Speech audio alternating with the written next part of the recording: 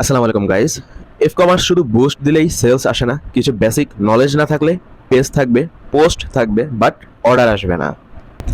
অনেকেই ভাবে প্রোডাক্ট থাকলেই ইফ কমার্স বিজনেস গ্রো করবে। ভুল। আগে এই 5টা নলেজ মাথায় ঢোকান।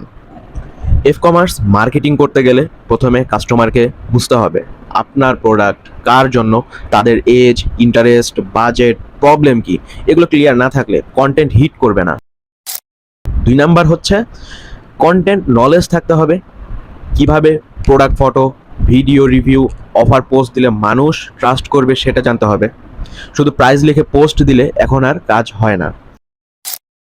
3 নাম্বার হচ্ছে response and communication on skill. ইনবক্সে কাস্টমার মেসেজ দিলে ফাস্ট রিপ্লাই, পলিশ কথা আর ক্লিয়ার প্রোডাক্ট ডিটেলস দিতে না পারলে সেল ড্রপ করবে। 4 নাম্বার হচ্ছে basic ad knowledge. Boost post আর প্রপার টার্গেটিং ক্যাম্পেইনের ডিফারেন্স বুঝতে হবে, না হলে টাকা যাবে, রেজাল্ট আসবে না। সবশেষ trust billing knowledge, cash on delivery, real review, clear delivery process, return policy, এগুলো না থাকলে কাস্টমার অর্ডার করতে ভয় পায়। মনে রাখবেন, ইফ কমার্সে সেলস প্রোডাক্ট না, ট্রাস্ট প্রেজেন্টেশন সেল হয়।